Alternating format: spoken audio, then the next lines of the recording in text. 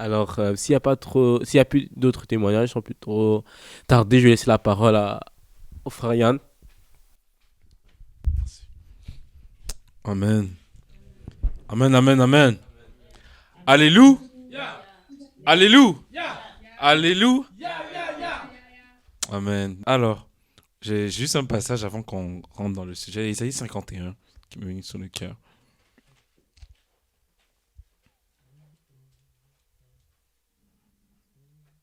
On bénit Seigneur pour tous ces merveilleux témoignages à partir du verset 6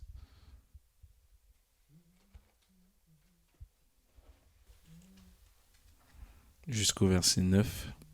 Amen.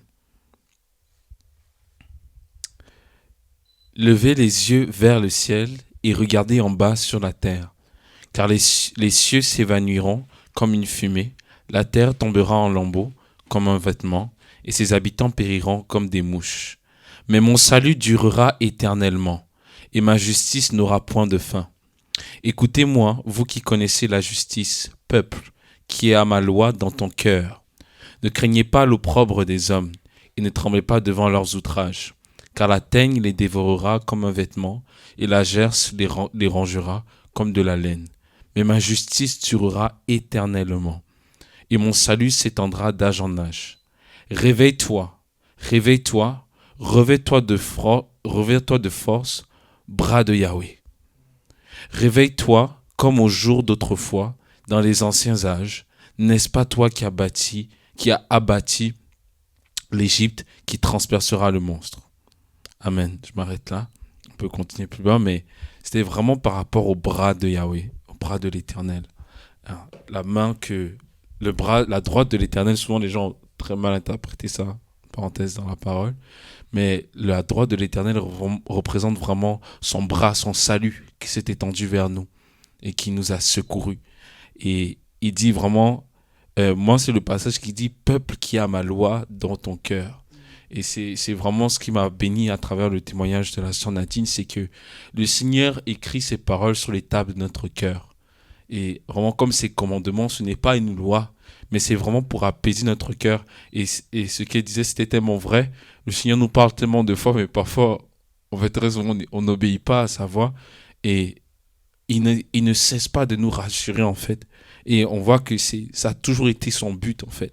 Ici, oui, c'est vrai, ça s'adressait au peuple d'Israël, mais ça s'adresse aussi à nous qui ont le renouvellement de l'épouse, de l'intelligence en ayant le vêtement de l'épouse. Amen. Alors, c'était vraiment ça. Je peux bénir le Seigneur.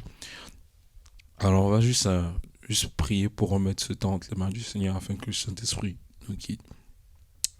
Père Céleste, Tout-Puissant, Adonai, Seigneur Papa, nous venons devant toi comme un seul homme, une seule voix, Seigneur Papa. Une église qui se tient devant toi, Seigneur Papa, pour te donner un parfum de bonne odeur. Adonai, de nous-mêmes, Seigneur, nous sommes indignes. De prendre ta parole, Seigneur Papa, n'est pas un acquis. De te révéler, Seigneur, et de saisir ces paroles, Seigneur Papa, ce n'est pas un acquis. Tout se fait que par ton Saint-Esprit. Accorde-nous qu'il en soit ainsi ce soir, que ce ne soit pas un homme, ni la connaissance, ni, Seigneur Papa, ma perception des choses, mais que ce soit la vision du royaume qui soit élevée. Que ce soit ta parole qui soit glorifiée, que ce soit ton Saint-Nom qui soit exalté, Éternel des armées, afin que tu puisses parler, transpercer notre cœur, séparant os et moelle, Seigneur Papa, afin que ta parole transperce nos cœurs, nous montre les profondeurs de ta sainteté, Seigneur Père.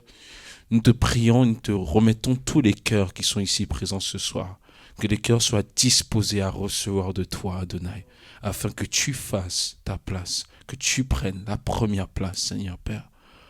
Au nom puissant de Yeshua, nous te rendons gloire, Père. Amen. Amen. Nous allons aller dans Matthieu chapitre 4.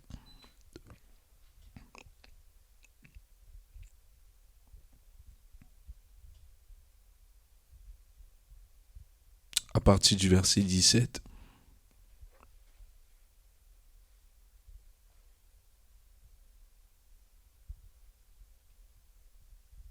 Jusqu'au verset 22, si quelqu'un l'a pour nous. Donc Matthieu, est-ce qu'on entend bien? Parce que je sais qu'hier on n'entendait pas bien. Amen, merci beaucoup. Merci. Donc Matthieu 4, versets 17 à 22.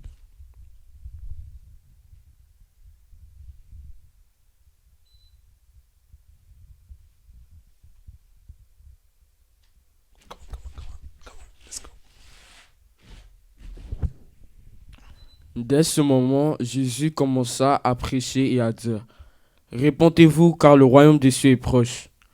Comme il marchait le long de la mer de Galilée, il vit deux frères, Simon appelé Pierre, et André son frère qui jetaient un filet dans la mer, car ils étaient pêcheurs. Il leur dit, suivez-moi, et je vous ferai pêcheurs d'hommes. Aussitôt ils lancèrent les filets et les suivirent.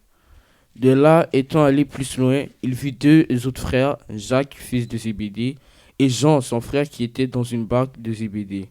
Leur père, et, avec Zébédée, leur père, et qui reparaient leurs filets. Il les appela et aussitôt ils laissèrent leur barque et leur père et leur suivirent. Et le suivre. Amen. Amen. Merci beaucoup. On va prendre 1 Samuel chapitre 15.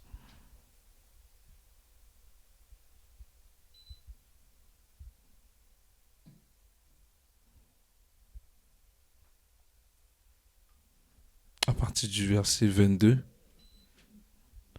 jusqu'au verset 23.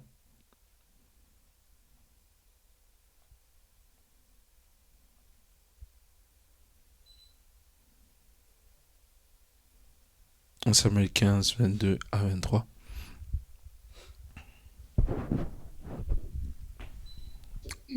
Samuel dit, l'Éternel trouve-t-il du plaisir dans les holocaustes et les sacrifices, comme dans l'obéissance à la voix de l'Éternel? Voici, l'obéissance vaut mieux que les sacrifices, et l'observation de sa parole vaut mieux que la graisse des béliers. Car la désobéissance est aussi coupable que la divination, et la résistance ne l'est pas moins que l'idolâtrie et les terrassins.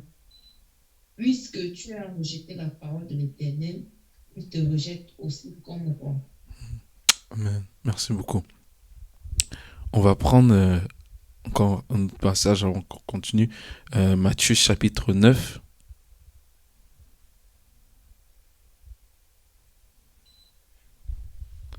Permettez-moi. Voilà, Matthieu chapitre 9, verset 9.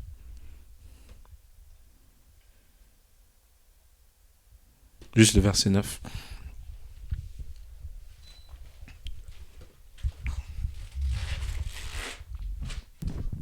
De là, étant allé plus loin, Jésus vit un homme assis au lieu des péages et qui s'appelait Matthieu. Il lui dit, suis-moi, suis-moi. Cet homme se leva et le suivit. Amen.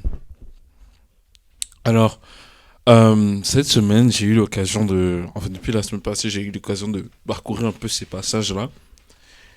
Et je sais pas si, pour ceux qui étaient là il y a 2 vendredis, on a parlé de l'esprit de performance. Amen. C'était vraiment par rapport à comment, pour faire ça un résumé, c'était vraiment par rapport à comment aujourd'hui le Seigneur m'avait ouvert les yeux par rapport à dans l'aspect musical. On avait développé plus dans l'onglet musical, mais on voyait que la performance aujourd'hui, c'est dans tous les aspects de notre vie, particulièrement en Occident. En fait, je dis en Occident, mais c'est vraiment partout dans le monde entier, parce que le monde vit de ça aujourd'hui, et le monde est sous la puissance du malin, donc c'est comme ça, c'est vraiment la même pensée qui est en train de s'élever. En parlant de la performance, et le Seigneur m'a ouvert les yeux sur à quel point j'avais pris la place du Saint-Esprit, où je pensais bien faire, et quand bien même, je dis bien, quand bien même c'était quelque chose qui était pour le Seigneur, combien de fois je performais, que ce soit dans les études.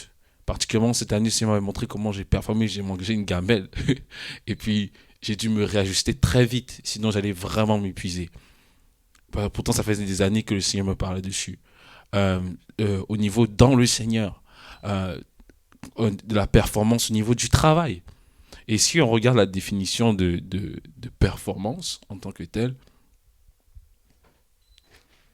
on va voir que ça parle de victoire acquise sur une équipe, un adversaire mieux classé. On parle de résultats obtenus dans un domaine précis par quelqu'un ou d'une machine, un véhicule. On parle aussi de performance, c'est-à-dire tout ce qui est... Permettez-moi, je vais le traduire, c'est en anglais. Mais en anglais, ça veut dire an act of staging, of presenting a play, concert or other form of entertainment. Donc c'est une performance qui peut être aussi artistique. On retrouve ça beaucoup dans le monde artistique. Donc c'est-à-dire les concerts, la danse, les récitals et tout ça. Ce sont des moments de performance. On voit en fait en tant que tel qu'on vit dans un monde de performance. Amen. Je ne sais pas si on se suit. Alors, nous vivons sous la puissance du malin et c'est un monde de performance. Donc, et le danger dedans, c'est que la performance nous fait percevoir comme si, comment dire ça? Cet esprit de moi. Ça nous montre comme si on avait la capacité, voilà, la capacité d'agir et on pense qu'on est des instruments entre les mains du Seigneur et que tout passe par nous et pour nous. Mais on va voir que bien avant, dans la parole, et j'étais surpris de voir qu'il y a des hommes dans la parole qui ont essayé de performer, qui ont essayé de faire la volonté du Seigneur, qui ont essayé par leur propre force. Je dis bien qui ont essayé, mais qui ont commencé avec l'Éternel, qui ont commencé avec Yahweh, qui ont commencé dans le chemin, dans le plan divin de Yahweh. Je ne dis pas qu'ils n'avaient pas d'appel sur leur vie. Ils étaient appelés, ils avaient un appel, une vocation, voilà. Ils avaient quelque chose de précis. Ce qui les amenait à courir loin avec le Seigneur. Et en principe, en parenthèse, ils ne devaient pas avoir de chute. Amen. On se suit jusqu'à présent. Alléluia.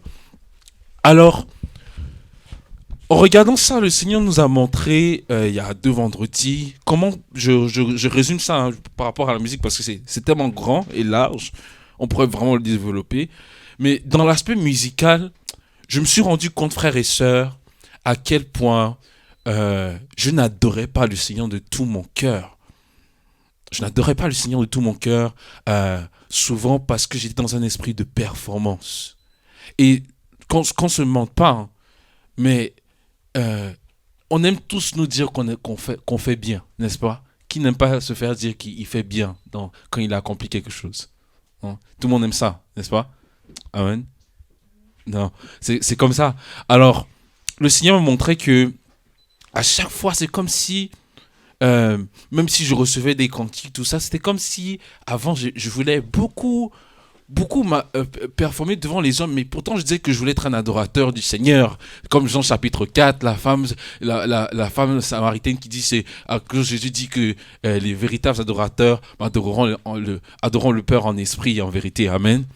Et tout ça me faisait voir mais en fait, il y a un fort esprit de performance qui nous accompagne dans l'église, en fait, qui a été intégré dans l'église, parce qu'aujourd'hui il y a des chorales, parce qu'aujourd'hui, il y a des artistes chrétiens.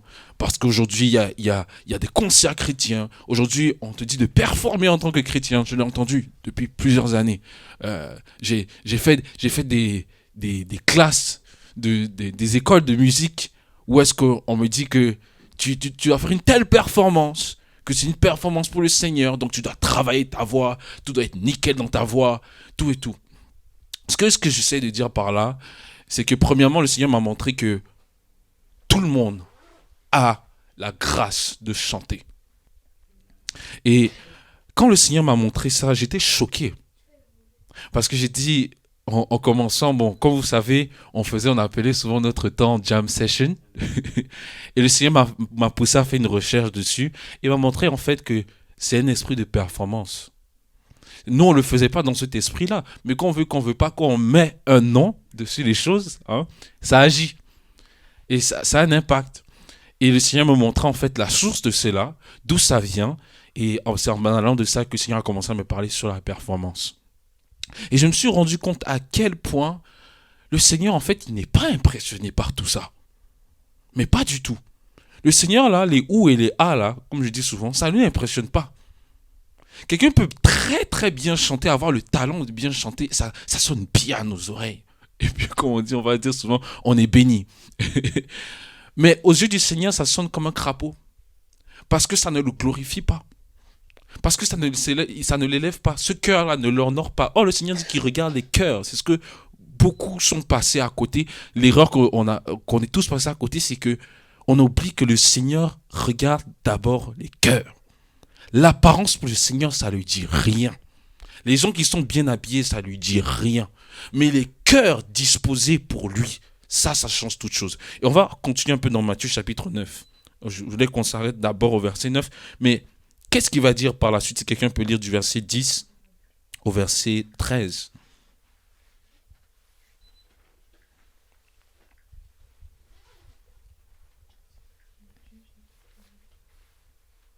Matthieu 9, chapitre 10.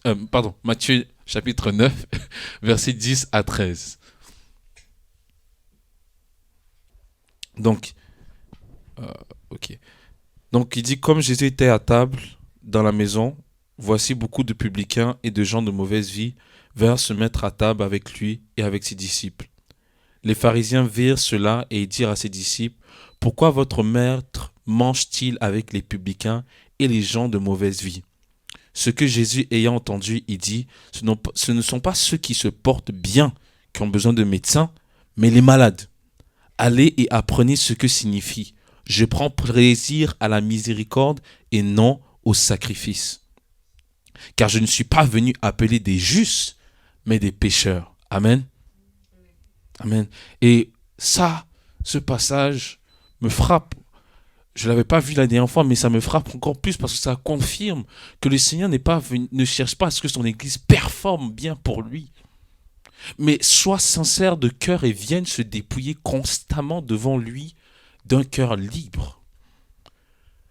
Excusez-moi, ces dernières semaines, j'ai utilisé le terme vulnérable. Ce n'est pas vulnérable, c'est péjoratif. Vulnérable, c'est négatif. Mais soit vraiment sincère et humble devant lui. Vraiment humilié et cherchant sa face totalement, ne voulant que le Seigneur. Et ça, le Seigneur, il nous montre ici que les gens de mauvaise, ce qui choquait les pharisiens, les gens de mauvaise vie, c'était pas forcément les gens qui étaient mal habillés, c'était les gens qui n'étaient pas de la haute classe. Ce qui s'était passé, c'est que le problème, c'est que ce qui n'était pas d'ailleurs dans la volonté de Yahweh, c'est que il y a une hiérarchie. Il y a une hiérarchie dans la maison d'Israël. C'est-à-dire que les pharisiens étaient plus hauts. Ils étaient au-dessus. Mais le but de Yahweh n'a jamais été qu'il y ait une hiérarchie entre les hommes et lui. Ça n'a jamais été sa volonté. Il a toujours créé un pont, c'est parce qu'on n'avait pas accès à sa gloire totale. Mais il a créé un pont pour qu'on puisse saisir sa parole, saisir qu'est-ce qu'il veut nous dire, saisir qu'est-ce qu'il veut pour nous. Mais les hommes ont fait de ça une hiérarchie. Et c'est ce qui est resté aujourd'hui dans beaucoup de nos systèmes aujourd'hui. Ce qui crée aujourd'hui, c'est l'attitude que les pharisiens ont de dire pourquoi votre maître mange-t-il avec les publicains et les gens de mauvaise vie, c'est l'attitude de beaucoup de chrétiens dans leurs actes, pas dans les mots, parce qu'on sait très bien qu'il ne faut pas juger, n'est-ce pas? Amen, en tant que bon chrétien. Mais dans nos actes, dans notre façon de vivre, il y a cet esprit de performance qui accompagne les enfants de Dieu. Ce qui fait que quoi? Le résultat est que nous finissons épuisés, nous perdons la vocation de ce pourquoi le Seigneur nous a appelés et nous n'avons plus envie de le servir véritablement. Ça résulte aussi au découragement très souvent et surtout au manque de satisfaction. Amen. C'est surtout ça. Et je prends l'exemple de la musique parce que c'est quelque chose que le Seigneur m'a parlé personnellement dessus, je profite pour en partager. Mais le Seigneur m'a montré que tu t'attends à quoi? Ok, les hommes vont te dire que tu chantes bien, mais tu t'attends à quoi? C'est qui que tu veux glorifier à la fin? C'est moi ou ce sont les hommes? C'est qui que tu veux élever à la fin? Et je me suis rendu compte qu'à quel point on bloquait l'église du Seigneur par cet esprit de performance, parce qu'on dit, on m'avait donné cet enseignement-là, que tu es lévite. Donc c'est les lévites qui chantent, et puis c'est seulement eux qui sont faits pour chanter pour le roi des rois. Donc les autres sont en dessous, en d'autres mots. Donc c'est toi qui guides le peuple, voilà. puisque c'est les Lévites qui guidaient le peuple et tout. Il dit, c'est toi qui dois guider, tu es un Lévite pour l'adoration, donc tu dois guider et tout. En tout cas, bref, j'avais reçu cet enseignement-là. De quelqu'un de quand même renommé, en parenthèse, dans la chrétienté, dans la francophonie, que beaucoup de personnes connaissent. Je ne vais pas donner le nom. Mais ça m'a marqué parce que ça m'a montré l'aveuglement, parce que je voyais clairement que, on est aveugle, donc c'est une grâce. Mais aussi, m'a ouvert les yeux cette journée-là pour me dire, mais en fait, ça n'a pas lieu d'être. Parce que la parole dit ceci, que nous sommes un sacerdoce royal. Mais on va regarder qu'est-ce que ça veut dire être un sacerdoce royal. Permettez-moi.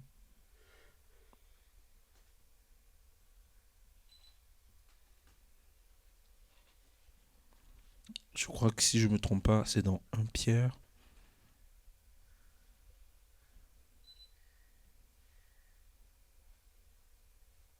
1 Pierre 2. 1 Pierre 2, merci, Papa Yuri. 1 Pierre 2, merci. Voilà. On va prendre 1 Pierre 2, à partir du verset 1.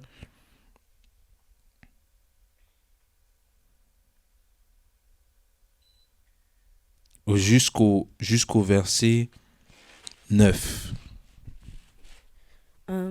Ça dit, rejetant donc toute malice et toute ruse, la dissimulation, l'envie et toute médisance, désirez comme des enfants nouveau-nés le lait spirituel et pur, afin que par lui vous croissiez pour le salut, si vous avez goûté que le Seigneur est bon.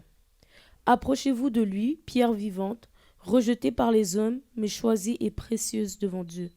Et vous-même, comme des pierres vivantes, édifiez-vous. Et vous-même, comme des pierres vivantes, édifiez-vous pour former une maison spirituelle, un saint sacerdoce, afin d'offrir des victimes spirituelles agréables à Dieu par Jésus-Christ. Car il est dit dans l'Écriture, « Voici, je mets en Sion une pierre angulaire choisie précieuse, et celui qui croit en elle ne sera point confus. » L'honneur est donc pour vous qui croyez. Mais pour les incrédules, la pierre qu'ont rejetée ceux qui bâtissaient est devenue la principale de l'angle, et une pierre d'achoppement et un rocher de scandale. Ils s'y heurtent pour n'avoir pas cru à la parole, et c'est à cela qu'ils sont destinés. Vous, au contraire, vous êtes une race élue, un sacerdoce royal, une nation sainte, un peuple acquis, afin que vous annonciez les vertus de celui qui vous a appelé des ténèbres à son admirable lumière. Tu peux aller au prochain verset, s'il te plaît. Ok. Vous qui autrefois n'étiez pas un peuple et qui maintenant êtes le peuple de Dieu, vous qui n'aviez pas obtenu miséricorde et qui maintenant avez obtenu miséricorde. Ah, voilà, ça fait toute la différence. On n'était pas de ceux-là. Déjà, on n'avait même pas accès. Mais le Seigneur m'a arrêté dessus au verset 9. Je suis parti regarder dans la version anglaise. Souvent, comme on le sait, les Écritures ont été transformées. Le Seigneur finit toujours par se révéler. Amen. Il est fidèle. Et dans la version anglaise ici, dans une autre version, on va dire en français, vous êtes sacrificateur. Mais dans la version anglaise, il va dire a royal priesthood. Vous êtes la prêtrise royale. Ça veut dire que il n'y a plus, en d'autres mots, comme on m'a déjà dit, des Lévites à part pour adorer le Seigneur, c'est-à-dire une catégorie, donc une chorale. Mais nous sommes tous prêtres pour le roi des rois. Le Seigneur a fait de chacun de nous sa prêtrise royale. Alléluia. C'est pas moi qui le dis, hein. Mais c'est ce qu'il a fait de nous, frères et sœurs. C'est pour que son église ne soit pas limitée par rapport à la performance. Ne soit pas pris entre les quatre murs. Mais que le Seigneur voulait se glorifier à travers son Saint-Esprit pour que toutes les nations l'exaltent. Et qu'il ne se limite plus à des normes, des traditions, la culture des hommes, ou se soumettre à comment la religion, à la loi des hommes, mais pour qu'il bâtisse en nous le cœur de sa présence. En fait, le cœur du Père en nous. Amen. Pour que nous puissions être vraiment à son image. Et quand j'ai vu ça, je me suis dit, mais Seigneur, on ne peut pas limiter, on ne peut pas dire à un enfant du Seigneur, tu peux donner tel chant, si tu dois donner le chant, ma soeur, qu'est-ce que tu dois donner le chant, passe par le frère Yann. C'est pas biblique. Si tu reçois un chant, si la sœur reçoit un chant et que elle doit être capable de l'apporter, c'est ce que Éphésiens va nous dire, c'est ce que Corinthiens, c'est ce que dans Corinthe on va le voir. Plusieurs fois, l'apôtre Paul va le répéter, exhortez-vous par des hymnes, par des cantiques, chantez de tout votre cœur, sous l'inspiration de la grâce. Il va continuer à les encourager à chanter ensemble. Mais il n'est pas écrit qu'il y avait une catégorie. Non, c'est pas ce qui est écrit. Le Seigneur veut qu'on se laisse guider par lui, changer par lui, toucher par lui. Et j'ai vu à quel point l'esprit de performance a affecté l'adoration dans l'église. Ce qui fait que, oui, beaucoup de frères et sœurs vont me demander, mais j'ai écouté telle chanson, ça m'a beaucoup touché. Il y a beaucoup de chansons que j'écoutais avant, de cantiques, de personnes qui étaient dans la foi, et tu entends des choses qu'on ne retrouve même pas, comme Paul va dire à l'église de Corinthe, chez les païens. Des choses qu'on ne retrouve même pas. Alors, est-ce que ça a glorifié le Seigneur? Je prends toujours cet exemple parce que c'est un exemple qu'on a vécu qui est choquant. On écoutait un groupe, mes frères et moi, avec d'autres frères et sœurs aussi, il y a quelques années. Puis à un moment donné, on a arrêté d'écouter le groupe, juste comme ça. Mais quelques mois plus tard, on a appris que une des personnes qu'on disait, en plus, on disait que la personne qui lidait ce groupe-là, on disait, elle a vraiment l'onction du Seigneur. Puis on a appris que cette personne pratiquait l'homosexualité ouvertement. Puis c'était choquant. Mais là, je me suis dit, mais Seigneur, quand on disait que c'était bénissant, là, c'était quoi qui me guidait? C'était nos émotions. Parce qu'il y avait le beat, les instruments. Je ne dis pas que les instruments sont mauvais. Hein. Je ne dis pas qu'on ne peut pas adorer le Seigneur, mais on était beaucoup emportés par nos sentiments, en fait, par nos émotions. Ce qui fait qu'on arrivait, on ne se rendait pas compte à quel point on aimait, ça n'avait pas d'effet sur nous. Or, l'adoration, quelle qu'elle soit, parce que la musique c'est juste un autre type d'adoration, mais notre vie est une adoration. Alors, l'adoration doit me pousser à davantage aimer le Père. Pas à dire telle personne chante bien. Pas à dire telle personne prêche bien. Pas à dire, tu as entendu ce que le frère a dit là, vraiment. Ce que le frère a dit. Je dis pas que quand on ne peut pas témoigner que c'est bénissant, c'est pas ce que je suis en train de dire. Mais en fait, il n'y a pas d'idolâtrie derrière. Il n'y a pas d'exaltation derrière. Il n'y a pas de performance.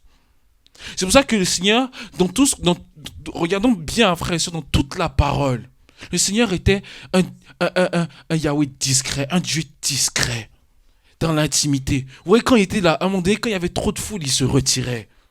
Quand il y avait trop d'agitation, il se retirait. Il disait ce qu'il avait à dire, mais il se retirait. La parole même lui dit qu'il n'avait ni beauté ni éclat pour attirer les regards. Donc il n'était pas dans les artifices. Il n'était pas dans les apparences. Il n'était pas dans tout ce qui était dans le shine. Pourtant, on dit que c'était l'étoile du monde. On l'appelle l'étoile du matin. Alléluia.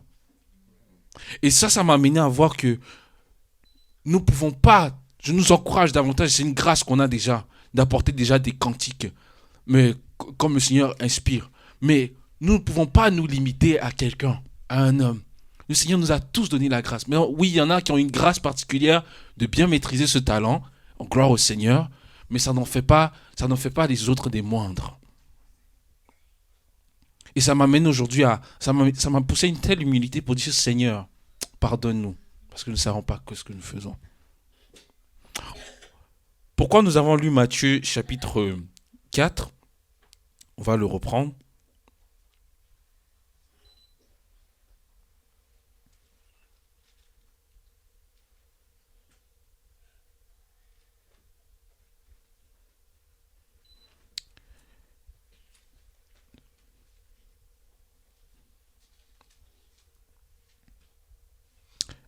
Le verset 18 va dire ceci. Comme il marchait le long de la mer de Galilée, il vit deux frères, Simon appelé Pierre et André, son frère, qui jetaient un filet dans la mer car ils étaient pêcheurs. Il leur dit, suivez-moi et je vous ferai pêcheurs d'hommes. Aussitôt, ils laissaient les filets et le suivirent. De là, verset 21, étant allé plus loin, il vit deux autres frères, Jacques, fils de Zébédée, et Jean, son frère, qui était dans une barque avec Zébédée, leur père, et qui réparait leurs filets.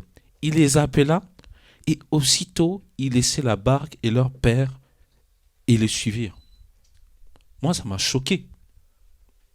J'ai dit, mais je me suis arrêté, j'ai dit, mais où est la question qu'ils ont posée? Mais ils n'ont même pas posé de question au Seigneur pour dire, mais qui es-tu? Tu vois quelqu'un qui passe au long de la mer, tu travailles avec ton père, et il te dit, suis-moi.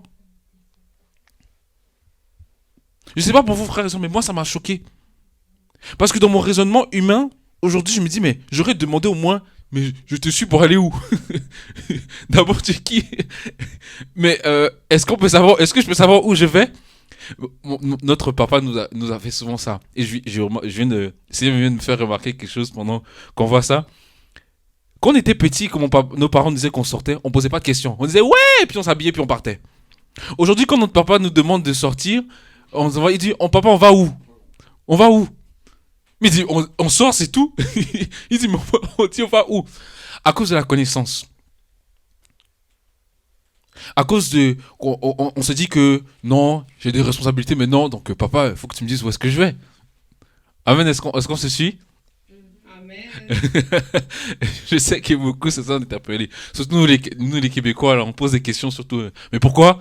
Pourquoi ça va où? On revient à quelle heure? Déjà, tu as la grâce de sortir, tu me demandes encore où tu vas. Et c'est la même chose en fait. Je me suis dit, mais Seigneur, à quel point nous t'obéissons?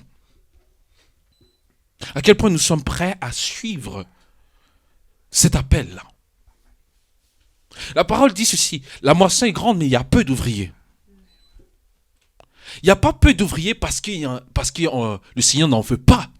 Il y a peu d'ouvriers parce que très peu écoutent à sa voix. Parce que très peu décident de rester dans leur champ, de découvrir quel est le champ qu'ils ont. Non, on préfère mieux convoiter qu'est-ce le terrain de l'autre. Et comme on disait la dernière fois, on veut toujours regarder l'autre qui a la grande maison. Ah, mais moi aussi, il faut que j'ai une grande maison. Comme j'ai vu telle personne avoir sur les réseaux tel habit, il faut que moi aussi j'ai tel habit. La convoitise. La convoitise. C'est ce qui a enveni nos cœurs. Et c'est ce qui a créé l'esprit de performance dans l'église. Et non un esprit d'obéissance. Qui crée la simplicité de cœur. Parce que l'obéissance crée la simplicité de cœur. Ces hommes-là, moi ça me choque, je ne sais pas pour vous frères et sœurs, mais que Jacques et Jean sont avec leur papa. Ils travaillent. C'est-à-dire que souvent qu'ils avaient des enfants ou qu'ils étaient mariés et ils laissent leur filet et ils suivent Christ sans poser de questions. Le Seigneur leur dit simplement suis-moi et ils le suivent. Est-ce que je suis le seul que ça choque? Amen. Parce que le Seigneur, j'ai vu à quel point, à travers cela, à quel point on raisonne avec le Seigneur. À quel point parfois on le challenge. Et je bénis tellement le témoignage de la sœur Nadine qui témoignait exactement de comment nous sommes parfois et comment le Seigneur veut juste simplement qu'on l'obéisse simplement. Et il crée une telle paix en nous. Hein, c'est ça le shalom de l'Éternel. Amen. Ton shalom, Seigneur, habite en moi. Parce qu'il veut que sa paix habite constamment dans nos cœurs. Et quand le Seigneur a commencé à me parler dessus, je voyais à quel point, à chaque fois qu'on vit une épreuve, je nous pose la question, est-ce que, qui a déjà demandé au Seigneur, quand il passe par une épreuve, pourquoi? En levant la main, tous ceux qui ont déjà posé la question, Seigneur, pourquoi je passe par là? Ou pourquoi moi? Amen. Jonathan, ça t'est jamais arrivé? Ah, ok. Amen. Amen. Ça nous est tous déjà arrivé. Ça, en fait, je crois que ça nous arrive tous de nous poser la question pourquoi. Et le Seigneur m'a arrêté pour dire, mais vous voyez, c'est ça votre problème. Vous vous demandez toujours pourquoi. Et je ne peux jamais vous surprendre. Je ne peux jamais vraiment me glorifier. Regardons bien, frères et sœurs, hein, dans la parole. Même Paul, quand il avait la douleur, quand il était bossu, quand est-ce qu'il a demandé au Seigneur pourquoi? Quand est-ce que ceux qui ont véritablement suivi la volonté de Yahweh, ceux qui ont vraiment pris ses commandements simplement, ils n'avaient pas tous ces 66 livres-là. C'est nous qui avons la grâce. Non, les disciples, en fait, ils obéissaient au Seigneur jour après jour pendant 3 ans. Ils avaient une parole par jour, parfois un verset. Et puis c'est comme ça, ils suivaient le maître. Rabouni, montre-nous encore. Révèle-toi. Ils posaient des questions au maître. Le maître se révélait. Pas dans le raisonnement, Pas dans le but d'être dans la connaissance, mais pour vraiment se rapprocher de lui. Et le Seigneur m'a montré qu'on demande souvent le pourquoi, parce qu'on est impatient. On ne sait pas comment, on ne laisse pas le Seigneur nous surprendre à la fin. Après, il peut pas, et tout ce qu'il va faire, on ne peut pas le laisser se glorifier. Et je partageais ceci avec la jeunesse la dernière fois, que ça nous accompagne même dans nos études. Ce n'est pas normal que tu étudies à l'excès au point que tu n'arrives pas à dormir si tu as la foi. Donc ce que j'essaie de dire, je ne dis pas de ne pas étudier, hein. C'est pas parce qu'il y a toujours la balance, l'équilibre. Mais ce que je veux dire, c'est que tu ne peux pas étudier au point où est-ce que tu places ta confiance tellement dans ce que tu lis que tu n'es même plus capable de prier ton Seigneur. C'est anormal. Il y a un problème. Pourquoi nous agissons souvent comme ça? Je ne peux pas travailler au point parce que je veux que mon boss me renomme, me donne une certaine promotion, me travaille au point que je n'ai plus de temps avec ma famille, que je n'ai plus de temps avec les saints, que je n'ai plus de temps particulièrement et surtout avec le Seigneur dans l'intimité. C'est anormal. Frères et sœurs, je l'ai fait cet été et ça m'a épuisé. J'étais tellement épuisé là, mais tellement à bout du souffle, je ne me reconnaissais même pas. Mes yeux là, j'avais des cratères dans mes yeux tellement que je ne dormais pas assez. Tout ça pour la performance scolaire, pour un papier. Passons aussi 2 minutes. Je ne dis pas de banaliser les études, hein, c'est pas ce que je suis en train de dire. Mais pour dire que toutes ces choses vont passer. Mais en fait, au final, celui qui va vraiment nous récompenser, c'est celui qui nous a amenés là. Si c'est le Seigneur qui m'a amené jusqu'au bout, dans mes études, dans le travail, dans la famille, ou dans quoi que ce soit que j'entreprends. Il a dit que... On va prendre Josué, chapitre 1. Je ne vais pas parler de moi-même.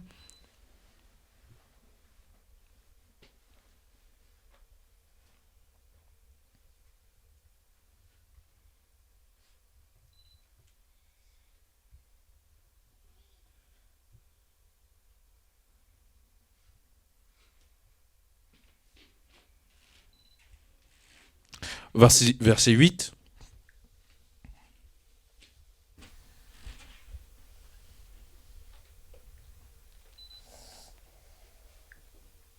Non, à partir du verset, on va commencer à partir du verset 7.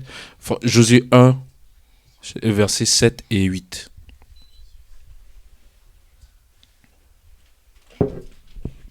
Amen. Amen. Fortifie-toi seulement et aie bon courage en agissant fidèlement selon toute la loi que Moïse, mon serviteur, t'a prescrite. Ne t'en détourne ni à droite ni à gauche, afin de réussir dans tout ce que tu entreprendras. Que ce livre de la loi ne s'éloigne point de ta bouche, médite-le jour et nuit, pour agir fidèlement selon ce qui est écrit. Car c'est alors que tu auras du succès dans tes entreprises, c'est alors que tu réussiras.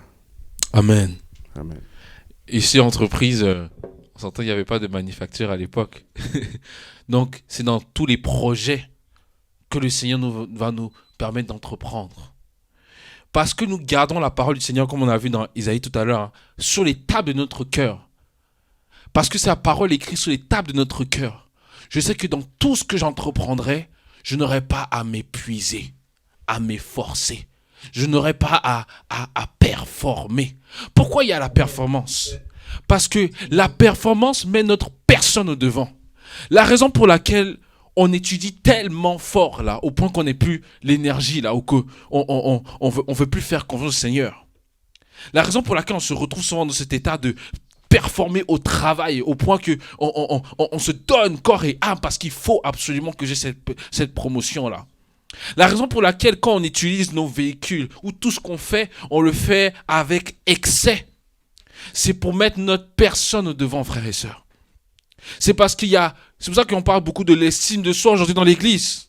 C'est pour ça qu'il y a beaucoup de chrétiens dépressifs. C'est pour ça qu'il y a beaucoup de chrétiens insatisfaits dans la foi. Parce qu'au départ, j'ai commencé avec le Seigneur. Mais à la fin, j'ai toujours tellement voulu mettre ma performance au devant. J'ai tellement voulu avoir les acclamations pour dire que je suis fier de moi. On ne va pas le dire forcément à audible voix. Mais à la fin, quand on voit que ce n'est pas le résultat qu'on espérait, on est déçu, n'est-ce pas?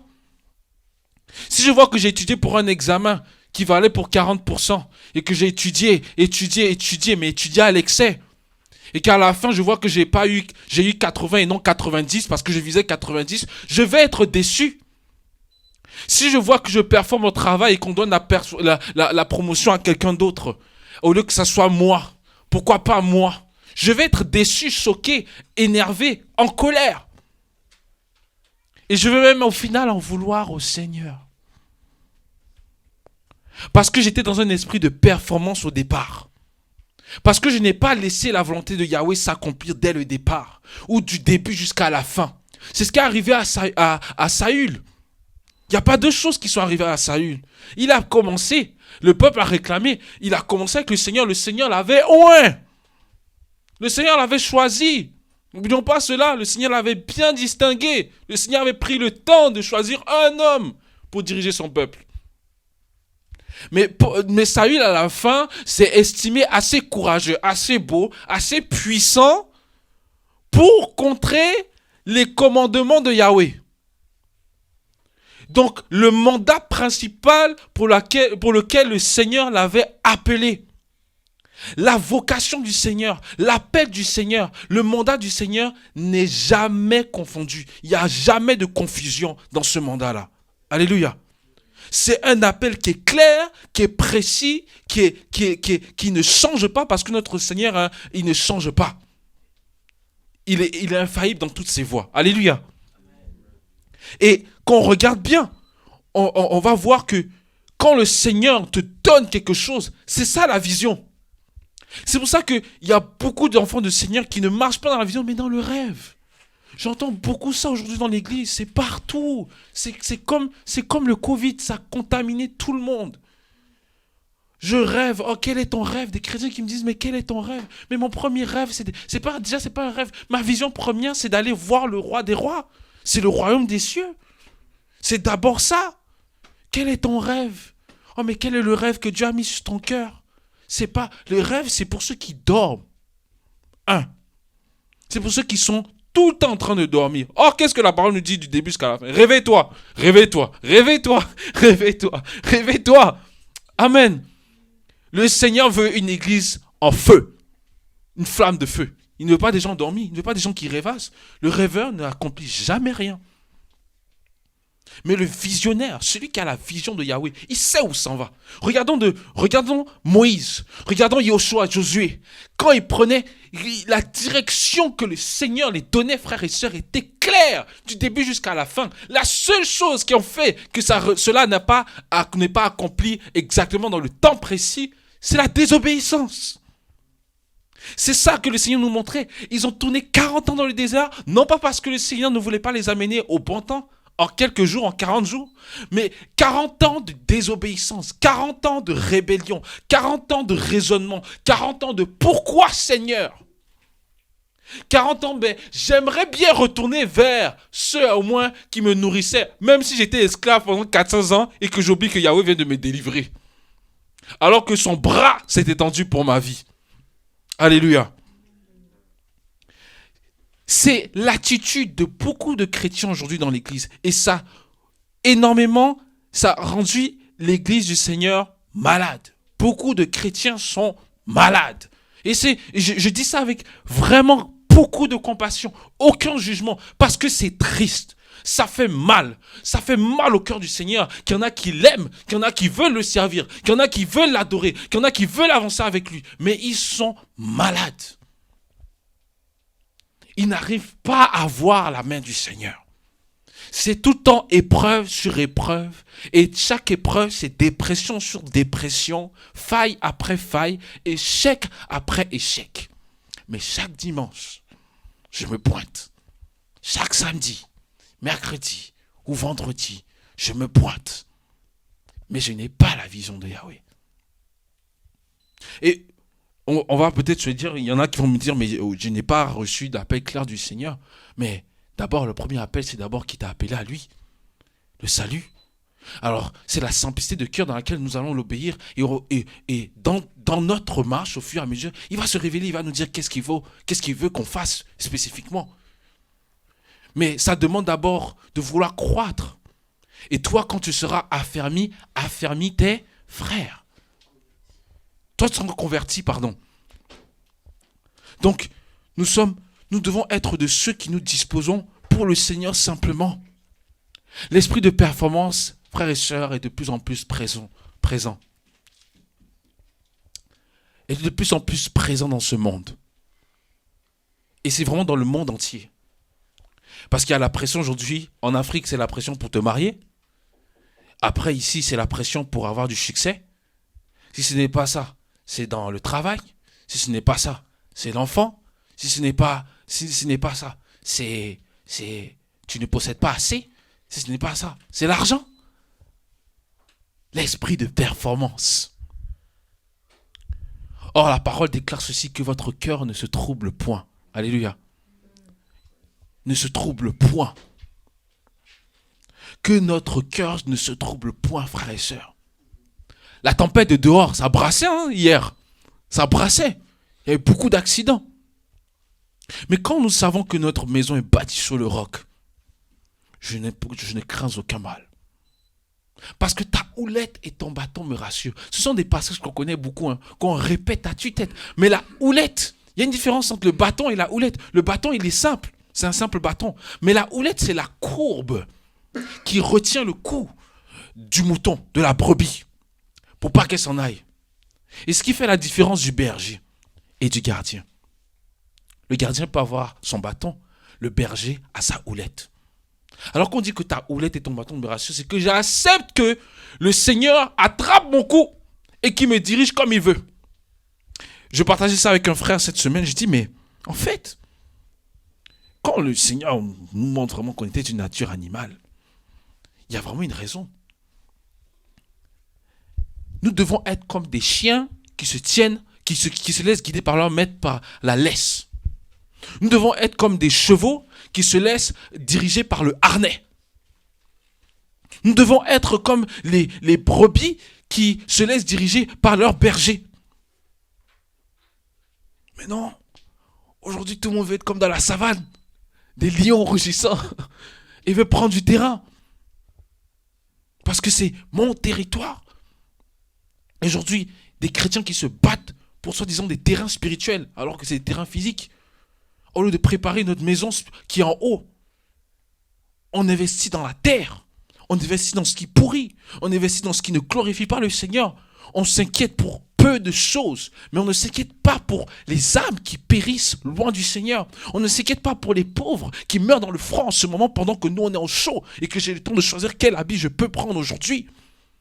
On ne s'inquiète pas pour nos frères et sœurs dans le reste du monde qui sont persécutés, qui ont inversé une page de la parole et qui sont percés à cause du nom de Christ, qui sont brûlés vifs à cause du nom de Christ, qui sont rejetés par leur famille, leurs femmes, leurs maris, leurs enfants à cause du Seigneur Jésus-Christ. Mais la vérité, c'est que ça s'en vient vers nous aussi. Ça s'en vient. Et c'est maintenant qu'on commence à se rendre compte que, oh, c'est sérieux, le royaume. Regardons. C'est toujours un exemple qui va toujours me marquer. Mais la Covid a été un exemple flagrant de l'état de l'Église du Seigneur. Combien de chrétiens sont retournés dans le monde? Combien d'églises se sont réveillées finalement pour dire que c'est maintenant qu'il faut parler du retour de Christ? Subitement, toutes les assemblées, en tout cas de Montréal, en tout cas aux alentours, ça a commencé à parler de l'enlèvement, le retour de Christ. Bizarrement, tous les réseaux sociaux, même les non-chrétiens que je n'avais jamais vu, des gens qui ne parlaient même pas du Seigneur, commençaient à poster des versets sur le retour du Seigneur. Et puis, pandémie commence à disparaître, on oublie. Ah, mais non, c'est la volonté du Seigneur. Déjà le vaccin, le Seigneur, c'est sa volonté. C'est la délivrance, il dit qu'il délivre ses enfants. Voilà. Je dis pas, en parenthèse, je condamne pas ceux qui sont vaccinés. Mais c'est juste à quel point on aime bien ce style de vie de performance. Parce qu'on pense qu'on peut prouver à Dieu qu'on sait bien faire.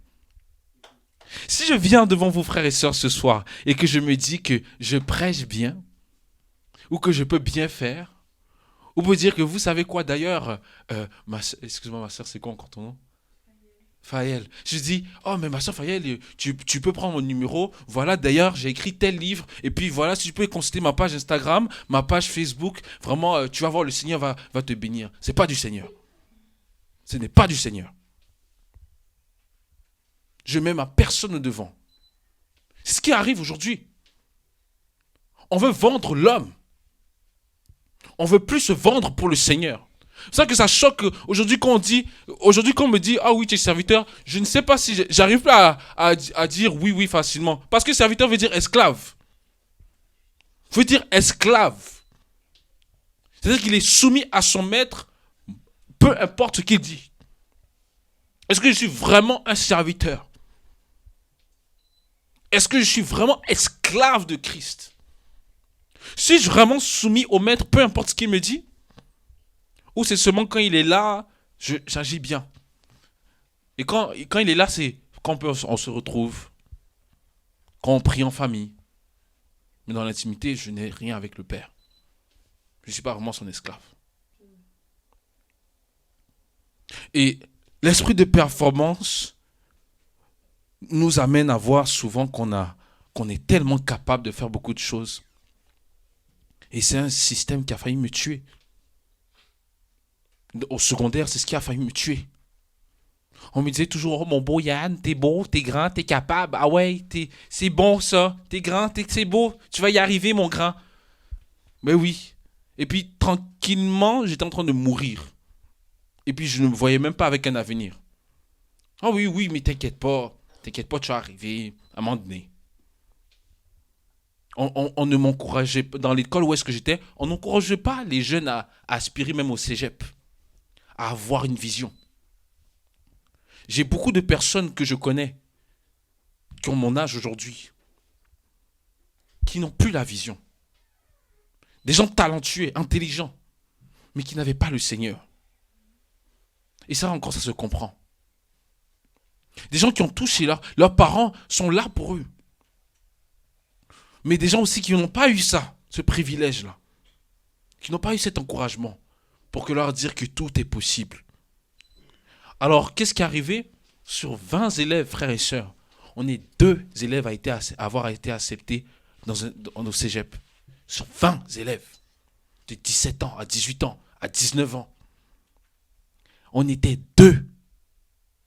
2. Ça m'a montré à quel point on peut te cajoler jusqu'à la fin, mais à quel point le monde aussi peut s'en foutre de toi. Parce que la plupart d'entre eux ont fini leur secondaire, mais ils ne font plus grand-chose. Ils font plus grand-chose. Ils travaillent dans des trucs ça et là, mais moi je me dis, mais pourtant ils veulent être stables. Ils veulent les choses de base, être stables demain. Je dis, mais à un moment donné, j'avais des conversations avec eux, j'ai dit, mais guys, si vous voulez être vraiment stable, il faut chercher plus loin. Mais si on compte pas sur le Seigneur, tout ça, ça sert à rien. Si on n'a pas le Seigneur dans notre vie, c'est très difficile. Et ça donne la compassion. Mais à plus forte raison, nous qui sommes enfants du Seigneur, comment pouvons-nous être dans la performance? On veut que tout soit beau. Aujourd'hui, j'ai déjà été dans une assemblée, j'étais devant, une amie m'avait invité. J'étais vraiment disposé. J'ai dit, Seigneur, je sais que tu peux parler à travers n'importe qui, glorifie ton nom. J'étais vraiment disposé. Première des choses, j'arrive devant, c'était des jets de lumière du début à la fin, comme aux boîtes de nuit, dans le noir, qui me transperçaient les yeux. J'ai dit, mais c'est quoi ça? Et les gens chantaient bien, hein, mais dans mon cœur, c'était lourd. C'est comme si c'était mort. Et c'était même sans jugement. C'était mort.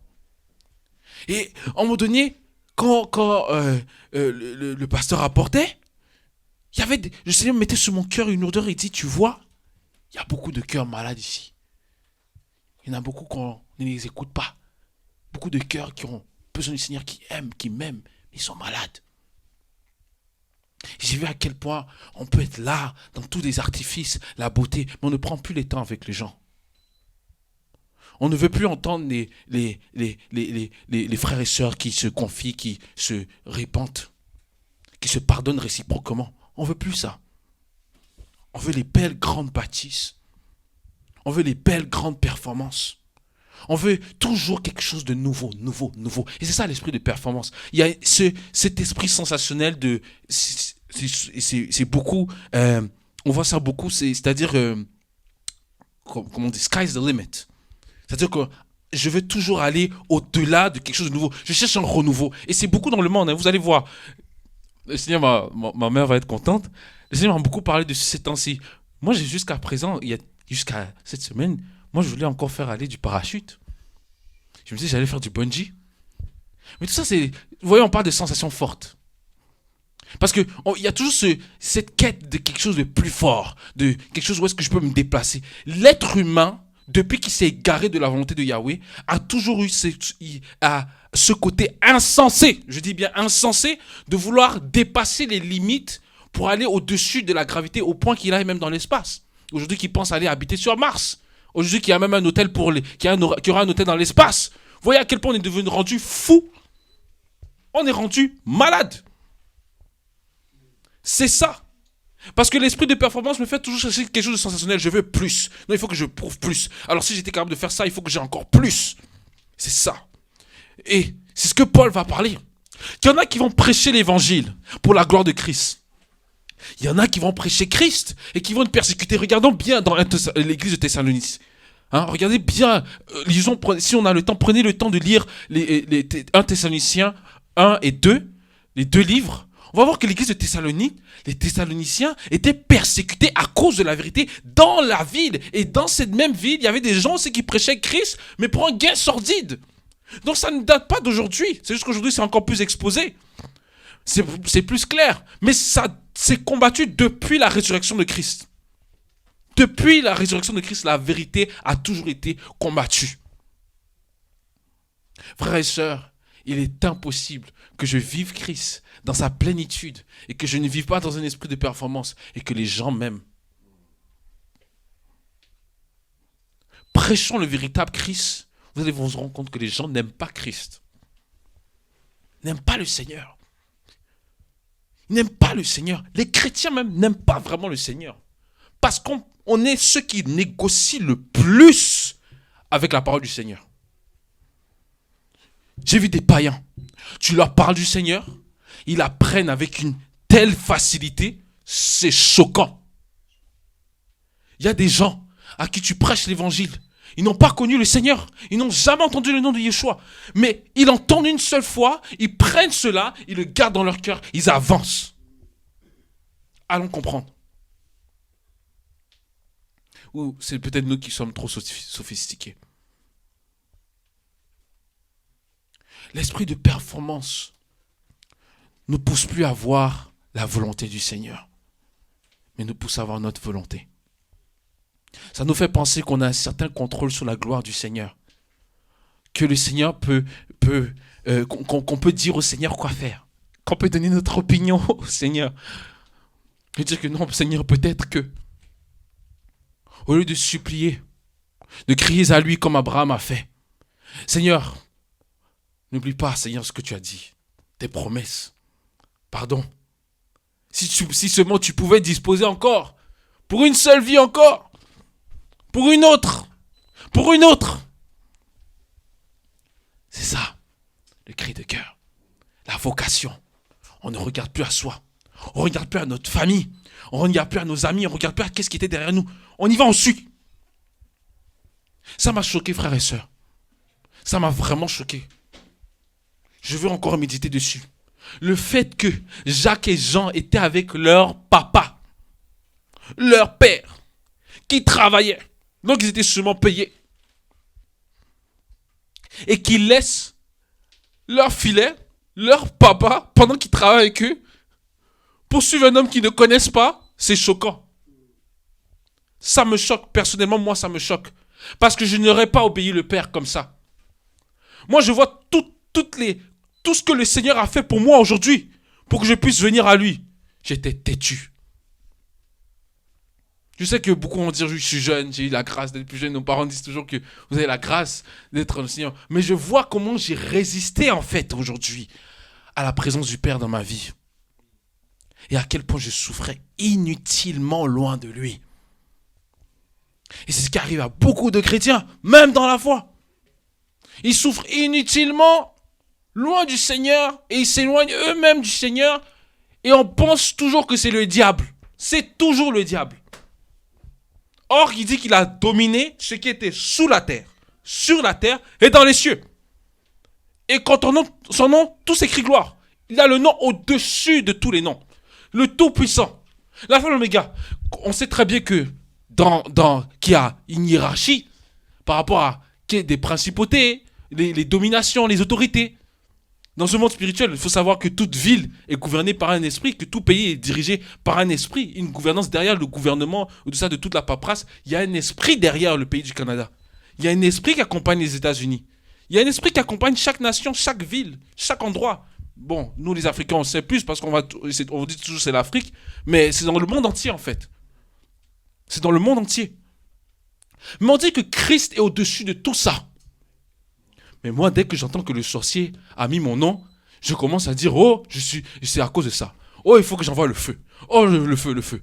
Oh, il n'a pas pu toucher à la vie de Job. Il n'a pas pu toucher à la vie de Job. Il a essayé de tout casser autour de la vie de Job. Mais parce que Job n'était pas dans un esprit de performance, il a continué à demeurer fidèle à Yahweh. Ça ne veut pas dire qu'il n'a pas pleuré. Non, ça ne veut pas dire qu'il n'a pas eu mal. Ça ne veut pas dire que ça ne l'a pas dérangé.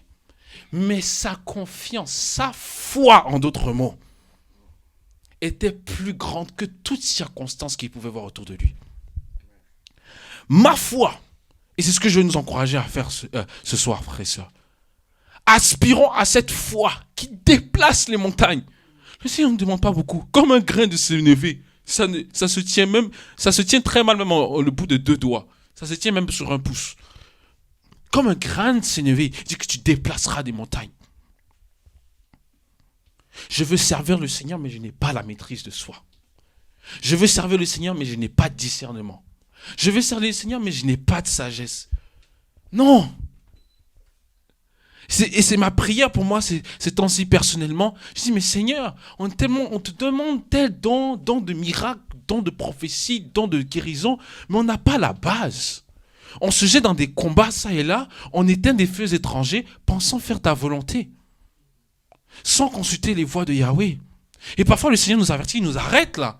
Il nous arrête. Regardons, je ne sais plus si c'est dans Acte 6, dans Acte avec Paul, quand il voulait prêcher l'évangile, frère et sœurs, moi ça m'a marqué, il voulait prêcher l'évangile, le Saint-Esprit les a arrêtés. Est-ce que c'était mauvais ce qu'il voulait faire? Est-ce que c'était mauvais? C'était quand même prêcher l'évangile. On s'entend. C'était des âmes, c'était pour que les âmes soient sauvées. On s'entend. C'était même pas pour lui. Mais le Saint-Esprit les a arrêtés. Vous allez voir que d'autres fois, le Seigneur permet que le diable arrête même d'autres serviteurs pour ne pas aller dans certains endroits. Alléluia. Waouh. Le Seigneur a utilisé l'ennemi pour me rapprocher, me garder près de lui. Allons comprendre. La foi. La foi, c'est une espérance qui doit nous amener à croire, frères et sœurs, au-dessus de toute chose. C'est ce qui fait que quand j'étudie, pour la 2e session, je bénis le Seigneur pour mon frère Jonathan, parce que je l'ai vu vraiment étudier cette année-là. Quand tu étudies, tu prends ce crayon-là. Avant de commencer à étudier, d'ouvrir le cahier, Seigneur, je te bénis pour l'intelligence qui me vient de toi. Je te bénis parce que tu renouvelles mon intelligence. Et je te bénis, Père, parce que ce n'est pas moi qu'on voit, mais c'est toi qu'on va glorifier à la fin. C'est ce que j'ai compris, frères et sœurs. Il y a des choses le Seigneur, là, il va chambouler notre foi. Je sais que ce qu'on dit ce soir, ce n'est pas nous tous qui pourrons saisir. C'est pas grave. Le Seigneur est fidèle et juste.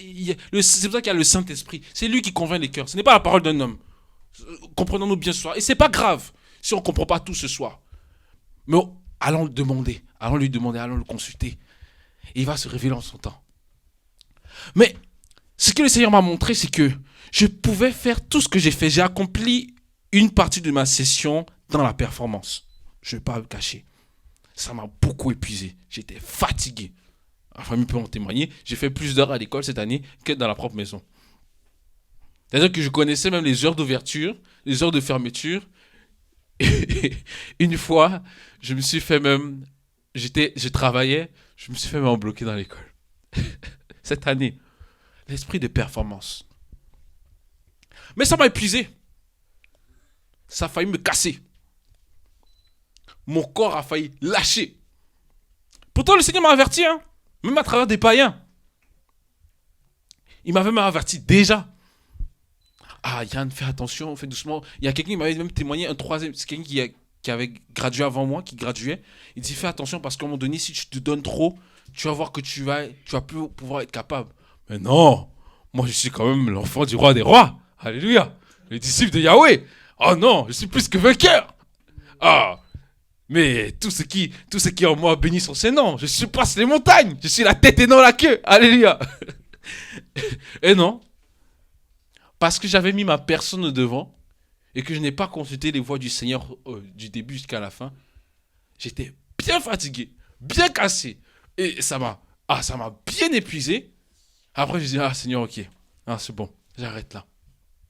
J'arrête. Et c'était pas la première fois, hein, frères et sœurs. C'est pas la première fois, durant tout le long des études, j'étais beaucoup dans l'esprit de performance. Et ce pays nous formate à être dans un esprit de performance. Mais pour nous qui sommes distingués, hein, hello, c'est pour toi, hein, même toi aujourd'hui, même à l'école. Ce qui va faire que tu n'auras pas mal à la tête, ni mal au ventre, ni stressé avant un examen, c'est quand tu consultes Jésus-Christ. C'est quand tu pries avant ton examen. Fais-le, tu vas voir la différence. Emma, tu comprends? Vous allez voir la différence, vous allez faire la... C'est là que le Seigneur va vous distinguer de tous vos collègues de classe, de tous vos amis. Vous allez tout... Parce que ça va être là de plus en plus, hein. Je suis sûr qu'ils vont être plus conscients que nous. Tous les élèves aujourd'hui balle anti-stress. Hein? Ou Momos, balle anti-stress. Ou toujours, madame, je peux te sortir de la classe parce que je me sens pas bien, là. Je respire pas bien. Crise de panique. Hein? L'anxiété. C'est partout aujourd'hui. C'est partout. Des enfants de 3 ans qui commencent à stresser, à avoir de l'anxiété. Des enfants de 5 ans qui font des crises de panique. Seigneur. Au nom de Jésus-Christ, ça n'arrivera pas ici. Ça n'arrivera pas. Parce qu'il y a un esprit de performance qui m'accompagnait tellement de fois, même quand je voyais la main du Seigneur, je n'étais pas capable de glorifier à la fin. Je n'étais pas capable de lever son Seigneur à la fin. Quand les hommes me disaient félicitations, je disais merci beaucoup. Merci beaucoup. Et t'es fier de toi? Oui, je suis fier de moi. T'es fier des résultats? Oui, je suis vraiment fier. Mais j'ai oublié de combien de fois il m'a fait miséricorde. Vous savez, quand j'étais à la Tour, au secondaire, j'avais pas fait mon secondaire 4 en sciences et en maths. En sciences et puis en histoire, pardon. Et j'avais vraiment la difficulté en sciences parce que j'avais pas fait sciences de 2 ni de 3. Secondaire 2, secondaire 3. Et finalement, le Seigneur me fait grâce. J'ai des très bons profs. J'étudie, je me donne à fond.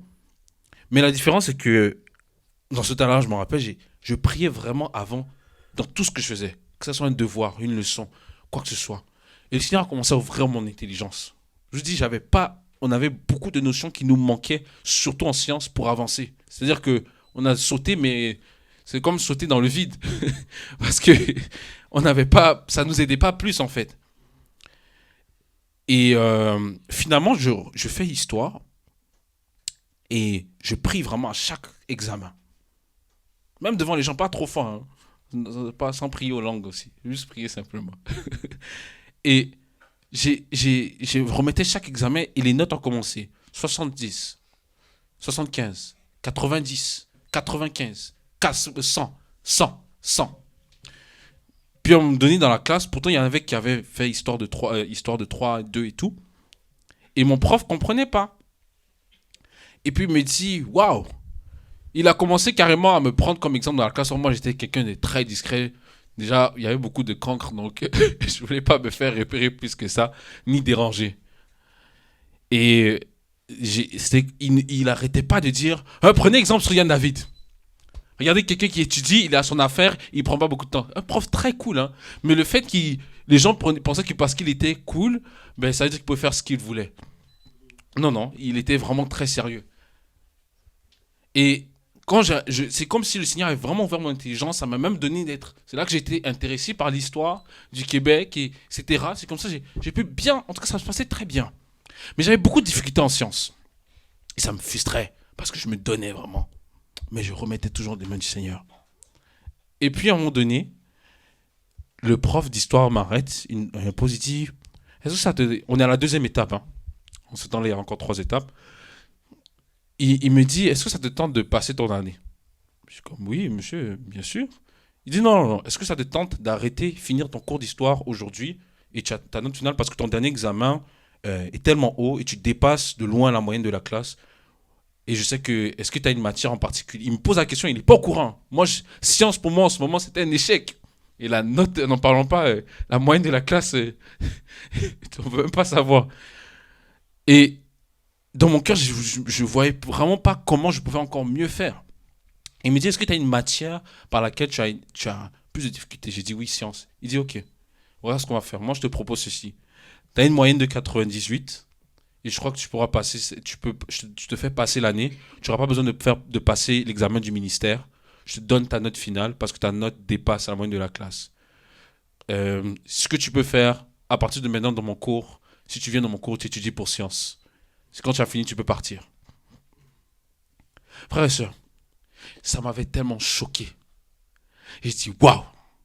Parce que je n'avais en principe ni l'intelligence, ni les capacités, ni toutes les notions pour arriver là. En fait, c'est ce que je pensais. Mais l'intelligence que le Seigneur donne à ses enfants n'est pas l'intelligence que les hommes font. Les hommes vont travailler, à tue-tête pour essayer de trouver leur solution. Mais la solution venait d'en haut. Et ce qui fait que le Seigneur a pu faire, j'ai fini l'année, la moitié de l'année, la deuxième étape, ma troisième étape était déjà complétée, j'avais même pas besoin, j'ai pu continuer, j'ai pu reviser pour sciences, et c'est comme ça que j'ai pu réussir pour mon examen de sciences aussi. Je donne ce témoignage parce que beaucoup, aujourd'hui, ont la pression de ce temps. Si le Seigneur t'a dit que tu vas être médecin, infirmier, que tu vas être passer dans tel domaine, fais-lui confiance. Parce que c'est lui qui a frayé le chemin jusqu'à ce jour-ci pour ta vie. Dans le travail, frères et sœurs, dans lequel nous retrouvons, si le Seigneur vous a placé dans un travail, les papas, les mamans, qui travaillent tellement dur pour leur famille, si le Seigneur vous a montré la raison pour laquelle, la vision, il vous a donné le ce pourquoi vous êtes là, il va l'accomplir. Il va l'accomplir. Il sait pourquoi je passe par telle circonstance, par telle épreuve et que je n'arrive pas au même niveau en ce moment-là. Il le sait. J'ai encore compris à travers cette année, dès que j'ai arrêté l'esprit de performance, la troisième session s'est très bien passée. Très bien passée. Comme vous le savez, je n'ai pas cherché mon stage. Et j'ai compris que le Seigneur est un soldat dans ses voies parce que dans mon cœur, j'avais un stage de rêve. Je me disais, ah Seigneur, ça serait bien ce stage de rêve. Je n'avais même pas exprimé ça au Seigneur. Mais le Seigneur connaît tellement ce qui est bon pour moi que, puisqu'il le dit dans Matthieu chapitre 6, qu'avant même qu'on ouvre la bouche, il sait de quoi nous avons besoin. Il sait qu'est-ce qu'on va dire. Il n'y a rien qui le surprend. Amen. Ça m'a montré à quel point nous devons faire confiance au Seigneur. Parce que si je m'étais appuyé par rapport à ce que les hommes me disent, en performance, j'aurais cherché, faire mon stage, il faut que je fasse telle procédure, je finis dans 9 semaines, il faut que je trouve un emploi. Ben j'aurais couru ça et là sans consulter les seigneurs.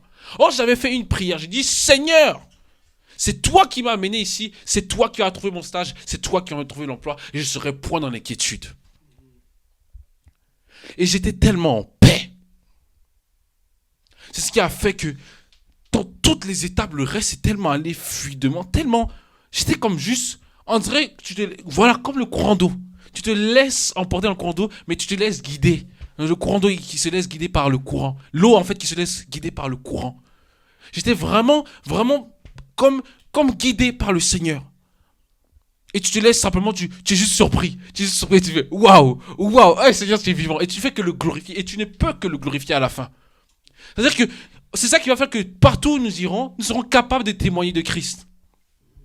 Ce n'est pas en prouvant aux autres que Christ est vivant par la façon que je vais bien faire. Mais la simplicité de cœur que j'aurai à l'obéir, l'aisance que j'aurai, va me distinguer naturellement. Je dis, frère et soeur, je ne suis pas du tout le plus intelligent dans ma famille. Pas du tout. Mais le Seigneur m'a poussé tellement loin ces dernières années, il m'a tellement surpris, parce que c'est lui qui a le dernier mot sur notre vie. Et ça, c'est pour nous dire que tu peux être le plus intelligent. Mais si tu ne passes pas dans la volonté du Seigneur, tu peux passer comme le plus fainéant. Comme celui qui est sans intelligence. Regardons bien Matthieu chapitre 19. Regardons bien le jeune homme riche. On va aller le prendre. On va essayer de terminer dessus. Amen, amen, on est ensemble. Amen. Amen. Amen. Amen. Amen. Oh Seigneur. À partir du verset 16, si quelqu'un peut le prendre pour nous jusqu'à le verset 26. Et voici un homme s'approcha et dit à Jésus, Maître, que dois-je faire de bon pour avoir la vie éternelle? Il lui répondit, Pourquoi m'interroges-tu sur ce qui est bon? Un seul est le bon. Si tu veux entrer dans la vie, observe les commandements. Lesquels? Lui dit-il. Et Jésus répondit, Tu ne tueras point, tu ne commettras point d'adultère, tu ne déroberas point, tu ne diras point de faux témoignages, honore ton père et ta mère, et tu aimeras ton prochain comme toi-même. Le jeune homme lui dit, J'ai observé toutes ces choses, que me manque-t-il encore?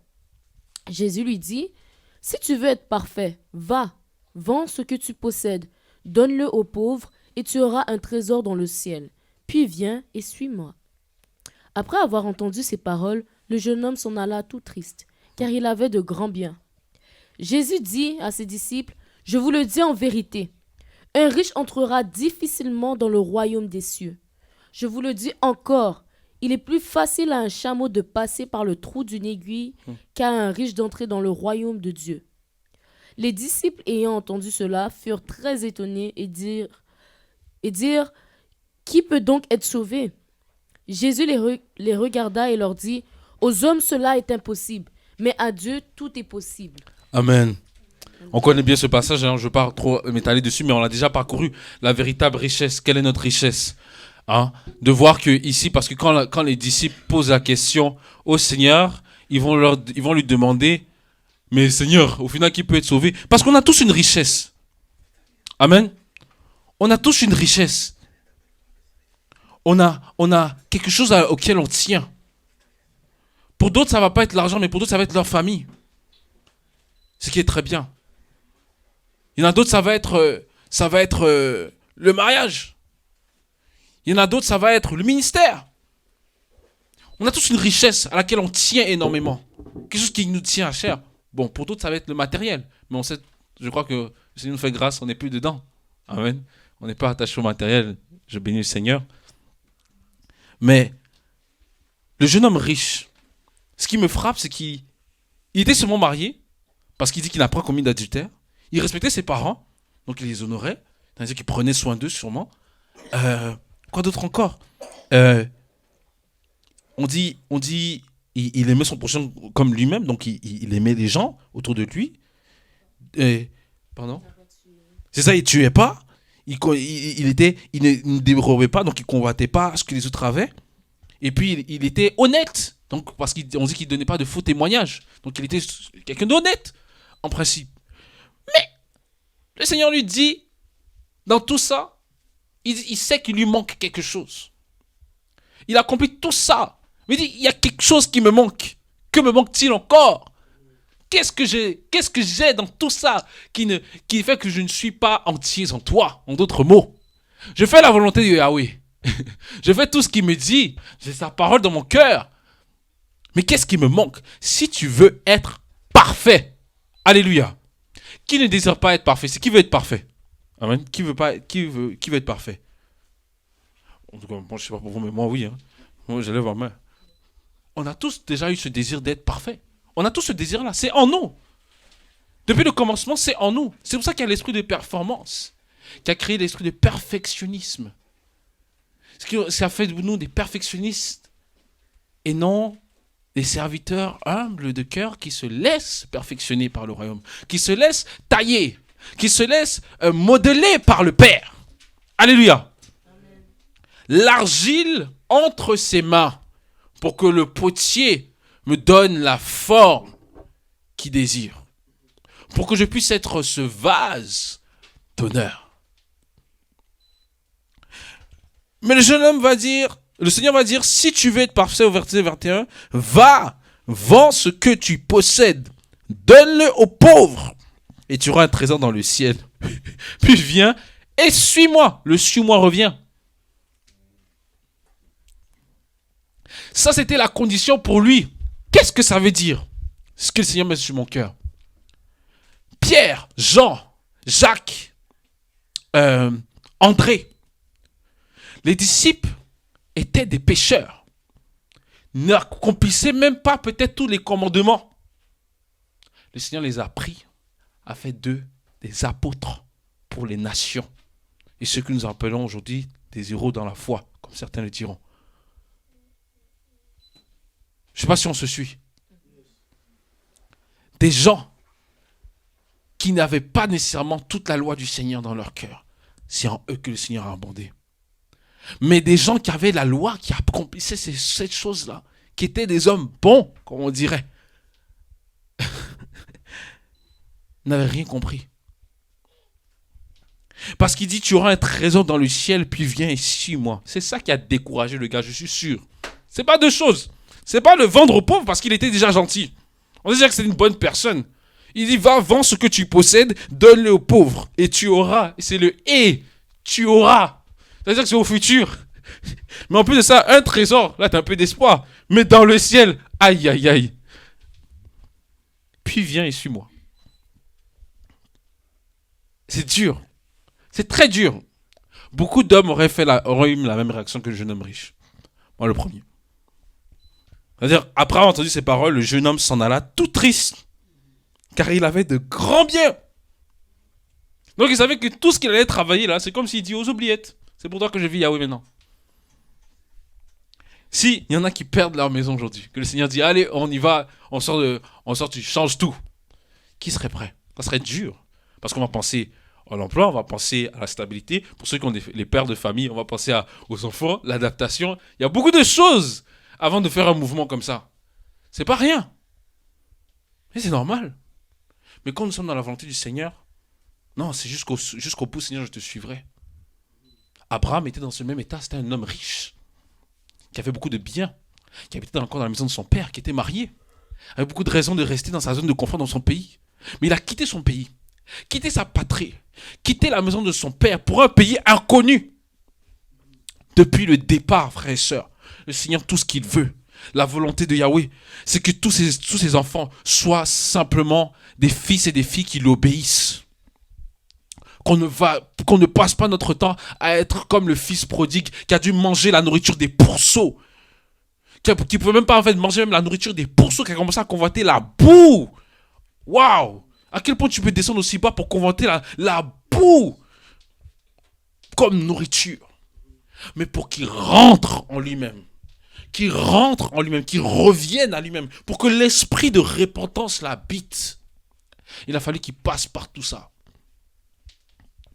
Mais je ne crois pas que notre état d'âme, c'est souvent comme le fils prodigue. Je crois que notre état d'âme est souvent comme le frère, le grand frère du fils prodigue. Ceux qui sont dans la maison, qui ont tous les biens, mais qui ne se rendent pas compte de la valeur de ce trésor qu'ils ont accès tous les jours. Le parcours de quelqu'un de l'extérieur, ça oui, ça peut se faire. Mais je dois refuser que mon parcours chrétien, en tant que disciple de Christ, doit ressembler au fils prodigue. Parce que le fils prodigue n'avait rien compris à la mission, n'avait pas la maturité, n'était même pas assez conscient même pour savoir c'était quoi la vie. Parce que regardez comment c'était un dépensier. Hein? C'est-à-dire qu'il dépensait son argent avec les prostituées, partout. Et on le voit aujourd'hui. On le voit. Des gens qui ont près de 40 ans, qui agissent comme des jeunes de 20 ans, de 15 ans, qui n'ont aucune maturité. C'est une grâce aujourd'hui. Gardons les lois de nos pères, de notre mère, ce que les parents nous ont donné. Gardons-le, frères et sœurs. Je ne parle pas, je n'ai pas des parents chrétiens. Gardons simplement ce que le Seigneur nous a donné dans notre maison. Gardons-le, prenons-le, saisissons-le. Le Seigneur, là, le reste, il va compléter. N'allons pas chercher ailleurs. Moi, j'ai la grâce. Mon père dans la foi, c'est mon père aussi de sang. C'est une grâce. Mais notre véritable papa, là, c'est le Seigneur qui est en haut. C'est le roi des rois. C'est le Tout-Puissant. Ne commence pas à chercher conseil auprès des hommes. C'est un piège. C'est un piège. Ne commence pas à consulter un homme pour savoir avoir la solution. C'est un grand piège. Parce que nous sommes tous faillibles. La vision que le Seigneur m'a donnée n'est pas la vision que mon frère Emma aura. N'est pas le même chant que Jonathan aura. Ce n'est pas le même chant. Mais cependant, on se complète. Donc ce n'est pas pour créer la division, mais c'est pour qu'on se complète. Dans le chant, ça fait longtemps, mais quand on était plus petit, papa et Mary nous amenaient au champ, à la ferme. Où est-ce qu'il y avait... on prenait vraiment le temps dans la journée de distinguer chaque aliment. Je ne sais pas si vous vous rappelez un peu. Qu'on allait. Et il y avait les tomates, il y avait les citrouilles, il y avait les courges. Et tu voyais vraiment différents types de terre. Mais ce n'était pas tous dans la même section. Les tomates ne grandissaient pas avec les courges. Les courges n'étaient pas avec les pommes de terre. Ça n'était pas dans la même section. Chaque champ, dans le grand champ au complet, chaque champ dans le champ, il y avait chacun sa section pour chaque aliment. Voilà. Dans le champ, il y avait une section pour chaque aliment. Et c'est comme ça que le Seigneur veut nous utiliser. Il veut pas qu'on commence à se mélanger de ça et là, à gauche, à droite. Mais pour que le champ se complète, pour qu'on l'appelle un champ qui produit le fruit, il faut que chacun soit dans sa section. Et c'est ça que le but du Seigneur. Malheureusement, on se mélange beaucoup. On se met beaucoup de pression aussi dans le Seigneur. Pour dire que l'appel du Seigneur, je n'ai rien accompli. Mais non, c'est faux. La mission commence maintenant. Nous devons nous rappeler que nous sommes missionnaires. Sur la terre, nous sommes passagers, des voyageurs. Et la section que le Seigneur va me donner pour le champ, je dois le prendre, je dois le saisir. Je ne dois pas le voir comme petit. Je ne dois pas le voir comme trop grand. Je ne dois pas non plus le minimiser parce qu'il ne peut point faire son œuvre avec négligence. Mais je dois le prendre et le saisir et lui dire, oui Seigneur, sur ta parole, je te suis. Je te suis coûte que coûte. Je te suivrai peu importe ce qui arrive au bout. Parce que je sais que le ce pourquoi tu m'as amené à semer, le ce pourquoi tu as permis que ce ne soit pas moi qui arrose, mais que mon frère Jonathan arrose, va porter le fruit, tu vas le faire croître. Aujourd'hui, on veut dans les 3 étapes. On veut semer, on veut arroser et aussi on veut faire croître. Or, ce n'est pas la volonté du Seigneur. Le Seigneur veut qu'on se complète. C'est ça que ça ne peut jamais reposer sur un seul homme. Ça va être difficile. Regardons bien. Toute œuvre dans le Seigneur qui se fait par un seul homme, ça finit toujours par casser à un moment donné. Parce que c'est trop lourd. L'œuvre du Seigneur, ce n'est pas une œuvre qu'on porte comme ça du jour, qu'on se lève pour porter sur nos épaules. Moi, ça me fait vraiment... Quand je regarde ça aujourd'hui, avec le peu de maturité que le Seigneur m'accorde par sa grâce, je me dis, mais... Qu'est-ce que je disais quand je disais que je voulais te servir déjà? Moi, je disais, moi j'arrête l'école, il faut que je serve le Seigneur. Mais est-ce que j'étais même conscient de qu'est-ce que je disais? C'est quoi d'abord servir le Seigneur? Est-ce qu'on sait la charge qui vient avec? Mais si on ne s'appuie pas sur le roi des rois, sur le rocher des âges, il va être difficile d'avancer avec obéissance, avec aisance pour le maître, pour le chant. Je n'étais pas là mercredi, mais je suis sûr que ça va encourager encore d'autres frères et sœurs. Parce que la moisson est grande. Elle est tellement grande. Mais il y a peu d'ouvriers qui décident d'écouter le maître selon les directives qu'il a données pour la moisson. En moi, Seigneur, j'ai appris que dans le monde, pour que ça arrose mieux, pour que ça croisse mieux, il faut que je fasse de telle façon. Ce n'est pas ce qu'il a demandé. Il dit, sur ta parole. C'est ce que moi je te dis. Ça, c'était avant. Raison pour laquelle nous refusons. Nous devons refuser de nous compromettre au siècle présent et de l'amener dans l'église du Seigneur. C'est pas facile. C'est difficile parce qu'on a été formaté, on a été éduqué, on a grandi dedans. J'ai pris un exemple par rapport à la musique. Mais c'est ce qui doit être. Si mon frère Jonathan a un chant, il doit être capable de l'apporter librement. C'est parce que à travers lui, le Seigneur peut apporter la guérison pour une âme. Et c'est le Seigneur qui va l'utiliser. C'est comme ça. C'est ça le chant. J'étais tellement béni, je finis sur ça. Dimanche, quand on a fait l'enregistrement, moi et le frère Rémi et moi, ça m'a tellement béni parce que je voyais qu'on se complétait. J'ai vu la puissance du corps de Christ. C'est-à-dire que tu vois le membre qui est en face de toi, tu vois qu'il t'est utile, tu vois que vous êtes utiles les uns pour les autres en fait. C'est ça, en fait, serviteurs les uns des autres, en fait. Et ça n'a jamais changé, ça a toujours été, en fait. Mais c'est juste qu'on ne lit pas, on lit la parole très rapidement. Regardons dans l'église de Corinthe, ça a toujours été ça. Le Seigneur dit, pardonnez-vous réciproquement, soutenez-vous les uns les autres, supportez-vous les uns les autres. Ça revient les uns les autres. Ça revient. Et c'est le but de l'église du Seigneur. Frères et sœurs, on ne peut pas dire qu'on va aller faire la mission à l'extérieur si nous ne voyons pas d'abord la mission dans nos maisons. Si nous ne voyons pas d'abord la mission ici, au Québec, la terre que le Seigneur m'a donnée. Qu'est-ce que je fais de ce champ-là? Quel Jésus je vais aller prêcher si je ne connais même pas mon champ de mission ici? Si je ne connais pas qu'est-ce que le Seigneur veut faire ici? C'est pas ça. Paul, il a fallu que ça commence chez lui. Il fallait qu'il soit persécuté chez lui pour qu'il comprenne quelle était la mission qu'il avait pour qu'il aille parcourir et témoigner dans les autres villes. Parce que sinon, il ne pouvait pas donner ce qu'il avait. Il allait partir avec rien. Mais il fallait que ça commence. D'où le Seigneur. La question que je vais nous laisser avec ceci ce soir, la question qu'on doit se poser, c'est d'où le Seigneur m'a tiré? Comment j'ai commencé? D'où j'ai commencé? Et ça va déjà nous montrer déjà beaucoup de choses par rapport à la direction qu'il veut donner sur notre vie. Par rapport aux âmes avec lesquelles je vais échanger. Remarquons bien, prenons le temps dans l'intimité. Quelles sont les âmes avec qui j'ai l'habitude d'échanger? Mais c'est des âmes qui me ressemblaient dans le monde. C'est des âmes avec qui ont vécu quasiment les mêmes affaires que moi. Amen.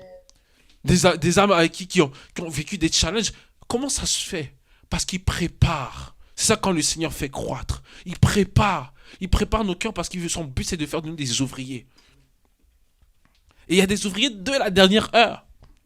Nous sommes de ceux-là qui doivent se tenir. Oh Seigneur, aide-nous. De ceux-là qui doivent se tenir debout pour le Seigneur jusqu'à la fin. Parce qu'il n'y en a plus beaucoup qui prennent vraiment ce champ de mission à cœur. Beaucoup veulent prêcher, mais ne veulent pas prendre la responsabilité de ce qu'ils ont prêché. Ils ne sont pas prêts à se faire challenger par rapport à se faire poser des questions pour ceux qui ont soif, pour ceux qui veulent grandir, ceux qui sont encore au lait.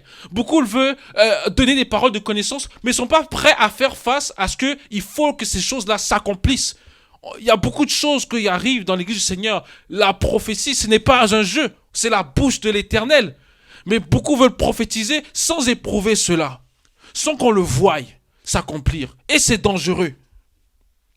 Beaucoup de chrétiens agissent seulement sur la parole des hommes. Dieu m'a dit. Dieu m'a dit. Dieu m'a dit. Moi, j'ai déjà averti quelqu'un une fois. Ça m'est déjà arrivé au début dans la jeunesse. Quelqu'un qui me dit, tu dois te marier. Dieu m'a dit que tu vas te marier avec telle personne. La personne venait de donner sa vie au Seigneur. Et il y avait déjà beaucoup de travail que le Seigneur veut faire. Toi, tu viens me dire que le Seigneur t'a dit que je dois me marier avec cette personne-là. Mais au début, ça m'avait troublé. Mais j'ai dit, mais Seigneur, c'est pas de toi. Il faut que le Seigneur te parle. Si j'ai une intimité avec le Seigneur, je sais que ça ne va pas venir d'un homme. Il va me parler. Il va me montrer la mission que je dois avoir. Nous devons chercher en fait cette intimité avec le Seigneur. Coupons les ponts avec toujours quelqu'un. Ayons cette intimité avec le Seigneur. Le pont, c'est la croix. C'est la croix. Parce qu'il a déjà payé le prix. Je fais une parenthèse, c'est important. Je ne dis pas de mépriser ceux qui servent le Seigneur, de ne plus parler s'il y a quelque chose. Ce n'est pas ce que je dis. Mais je dis que le Seigneur, son but, même ceux qui le servent, tous les serviteurs, et tous ceux qui sont ministres du royaume, tous ceux qui sont ministres, voilà, du royaume des cieux, leur but, c'est toujours de pousser vers le Père, d'avoir une intimité avec le Père. Ça a toujours été ça le but. Amen. Et je veux vraiment nous encourager à rester sur ces 3 mots. L'obéissance, la vocation, donc l'appel du Seigneur. Et j'ai oublié le dernier mot. Ça va me revenir. L'obéissance, la vocation et surtout voilà, la foi. La foi. Mais prenez par-dessus tout le bouclier de la foi qui atteindra les dards enflammés du malin. Les dards, c'est ce qui l'abeille prend pour piquer. Et c'est aigu, ça pique vraiment. Mais la foi, c'est ce qui éteint tous les dards enflammés du malin. C'est ce qui nous amène à tenir debout. La vocation, l'appel, la foi et surtout l'obéissance. Que le nom du Seigneur soit glorifié. Amen. Amen. Amen.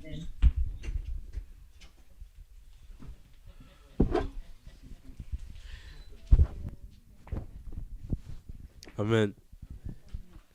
Amen. Gloire au Seigneur pour son partage qui nous amène à davantage être réveillés. La foi, l'obéissance et son appel, c'est une continuité de ce qu'on a vu mercredi et vendredi. Amen. Je ne sais pas si ça... Il y a des apports par rapport à ce qui a été partagé. C'était quand même consistant. Hein. Des questions?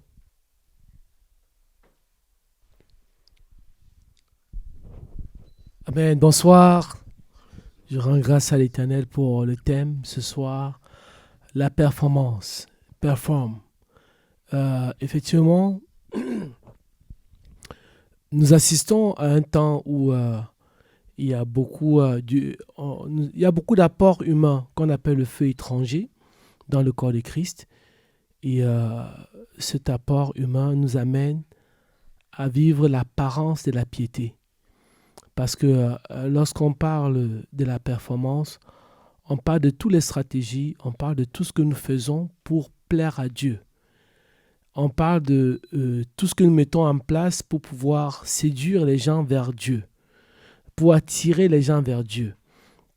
Alors que Christ dit que quand il sera élevé, n'est-ce pas, autant le serpent était élevé dans le désert, ainsi le Fils de l'homme doit être élevé. Donc quand Christ est élevé, c'est lui qui attire les hommes. Donc ça nous amène à quoi? À vraiment nous soumettre à Dieu. Et lui, il va nous élever au temps convenable. Et dans cela, ça ne veut pas dire que nous n'avons pas un minimum d'efforts à faire. Le premier effort que nous devons faire, c'est de mourir à nous-mêmes, de mourir à notre chair, afin que Christ vive. Que Christ vive. Et aussi, n'oublions pas ceci, notre Dieu est un Dieu d'excellence. Christ, parce que quand on parle de disciples, on a discipline, donc discipola. Ça veut dire qu'on est enseignable, on est la patte qui se laisse modeler. Et comme a dit le frère, quand on se laisse modeler, Christ donne la forme de l'excellence parce que notre Dieu est un Dieu d'excellence. Et quand il dit que c'est ainsi que nous allons réussir dans tous nos projets, dans toutes nos entreprises, il dit confie tes projets à l'Éternel, certainement ils réussiront. Donc, on a un effort à faire qui est de faire confiance. Et c'est là la notion de la foi vraiment. Faire confiance de façon aveugle à l'Éternel. Ça ne veut pas dire que je vais me coucher, je ne vais rien faire, le boulot va venir me trouver. Ça veut dire je vais aller au travail, je vais dire à mon boss, hey, Dieu va m'aider. Non. Ce n'est pas évident, mais c'est me tourner vers Dieu et m'attendre à ce qu'il m'oriente. Vraiment me tourner vers lui, m'attendre à ce qu'il m'oriente dans toutes les décisions à prendre. J'aime bien quand les sœurs disent souvent, même m'habiller, je demande au Seigneur. Mais on sait quand on a demandé au Seigneur et quand on a demandé à la chair. Amen. Ça ne ment pas. Ça ne ment pas. On sait quand le Seigneur te dit, moi j'ai écouté les témoignages, Dieu m'a béni d'une voiture. Après tu entends, je voulais telle marque de voiture, Dieu me l'a donnée. Amen. Tu vois, on ne se rend pas compte. Hein? On dit Dieu m'a béni, après on dit je voulais. Vous voyez, amen. Et parfois, vous allez voir, une autre personne va dire, Dieu m'a béni, j'étais là et j'ai reçu un appel de venir chercher telle voiture. Amen. C'est ça la différence. Et nous croyons que c'est encore possible. Parce qu'il dit quoi? Sans la foi, il est impossible de lui être agréable. En fait, on ne cherche plus à paraître.